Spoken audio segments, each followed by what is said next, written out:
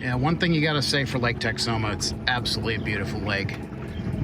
It's worth the drive. The fishing is phenomenal. Really, no matter what species you're targeting, this cove is particularly cool. I'm trolling around looking for shad right now. There's a nice little beach area up in there that looks like it might hold some. We'll go up there and see if we can find a few. Little hook, not that big. Find yourself a rock pile. Preferably big boulders just under the surface. I'm gonna come down here so hopefully the sound picks up better. The secret really is holding your position and not getting too close to the rocks, because these smallmouth are just embedded in these rocks. And the shad I'm using today, I thought were going to be too small, but usually when I come up here I use really big shad if I can get them. But today they're really small thread fin. And basically all you're doing is just working the shad almost like you would like I don't know, like maybe a rubber craw or something. Throw it out there, it'll swim on the surface, and then it gets tired and the weight of the hook starts to drag it down. And then it gets down there in the rocks where these smallies are. And I'll put some pictures up. I think I've caught probably 12 or 14 smallmouth already and one largemouth. In the summertime, this is killer for largemouth too. But you know, some of the bass purists might say, oh, you know, you're cheating, but I don't care. It's winter time, it's January, almost January, end of December. And cloudy day, it's perfect for this kind of fishing. So if you're into catching, not so much into being a purist, then this is a great way to fish. Super light line. I use a spinning reel so I can cast a little bit further with the super light shad on there. And basically what I'm doing is I'm throwing it out there into the rocks. I let it sit for a little bit, and then I just kind of jig it, just to kind of get that shad swimming again. And then I'm watching my line float on the surface, and when I see the line start to go straight, I let them take it a little bit, because sometimes they're just grabbing hold of the tail. And I feed it.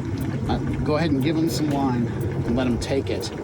And believe it or not, I have not gut hooked one single fish. I'm using a drop shot hook, and I think that's helping. And then as my shad die in the tank, I throw them in the water, and you'll see some of them come up and bust the surface. And then sometimes they'll chase your shad up to the surface too. So when your shad's dead, get rid of it. There's no sense in using a dead shad. It's not going to work. It's just going to float on the surface. And right now these fish are down a little bit deeper. So that shad was only good for a couple of casts.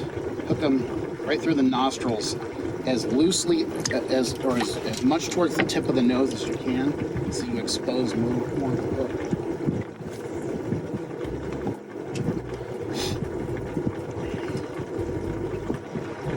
And really anywhere on Texoma where there's big rock piles and big rocks under the water, go out on a sunny day and mark yourself some boulders that are under the surface. Oh, there we go. We got one running. I'll let him take it a little bit, because it could just be the shad running from the fish. And I think that's what that was. If the fish takes it, it'll really take off, but I want to just spot check it and see if you feel any weight. Sometimes they'll just get it and they'll just swim with it. So let's see.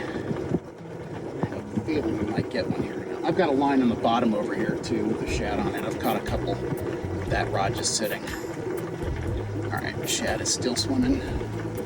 Pass it back up.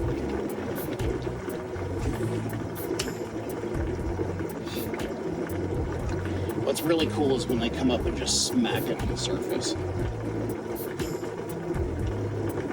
They really do that more when the weather's warmer.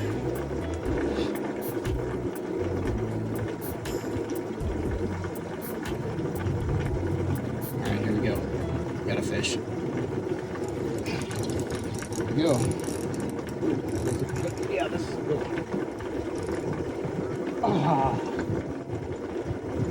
Popped loose.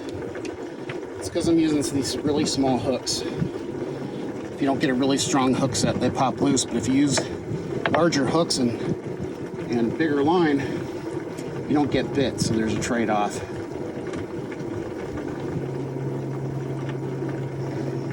little bit. It's definitely starting to slow down. I've probably hooked 20 fish in here in this one spot. Released them all.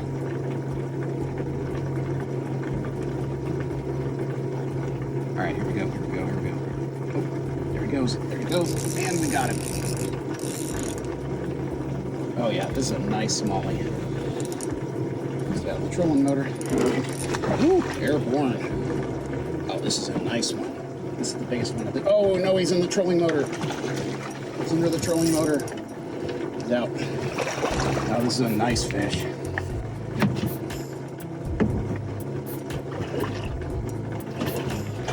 Wow.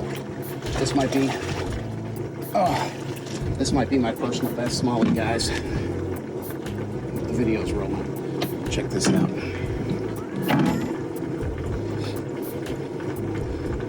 Right in the tongue. Check that out. Beautiful. Fish, awesome. Yeah, beautiful smallmouth. All right, back in he goes. He had a piece of line coming out of his mouth. I wonder if he had it was one I broke off on earlier. Not as much. Let's see what happens. And I'm not going to pull him either. I'm just going to let him sit there. Oh, wait a minute. Yep, here we go. Fish on. It worked. Oh, another nice one. Totally came out of the water. Oh, another airborne jump. Another one, another jump. All right, split shot worked. Oh, it's another nice fish. Come on, out of the trolling motor. There we go.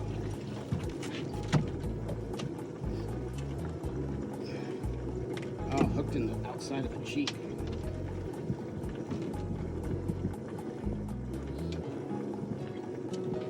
All right, nice one.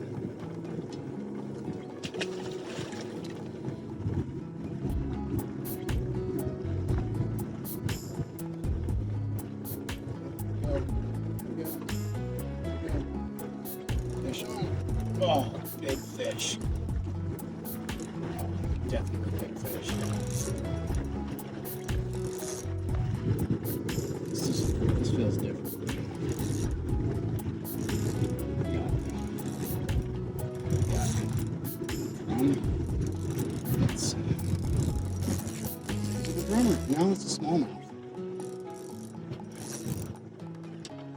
It's a drummer. First one of those today.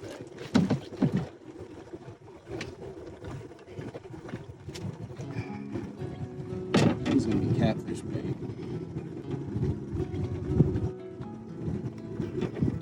On ice. Oh, I got a fish on it while I was retying. Oh, it may have come off. Oh, it's still in there.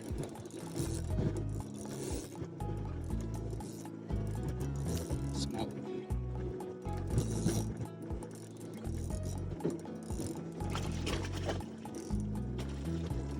Not too bad. Look. It's only split shot.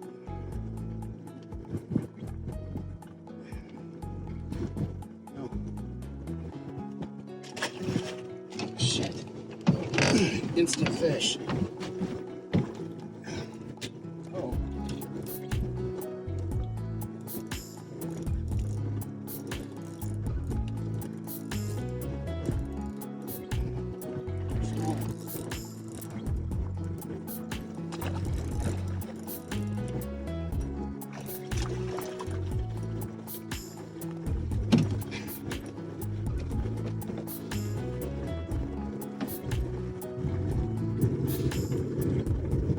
Barely hooked in the tongue. Oh. Easy release.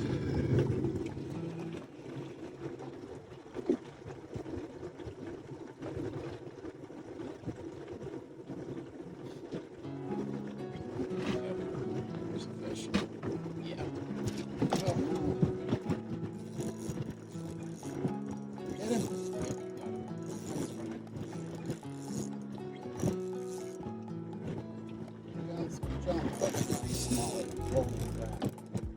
Wow, he is really pulling.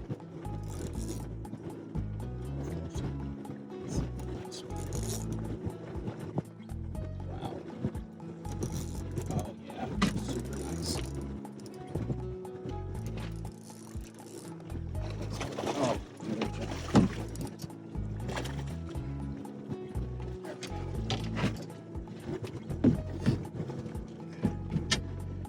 Wow.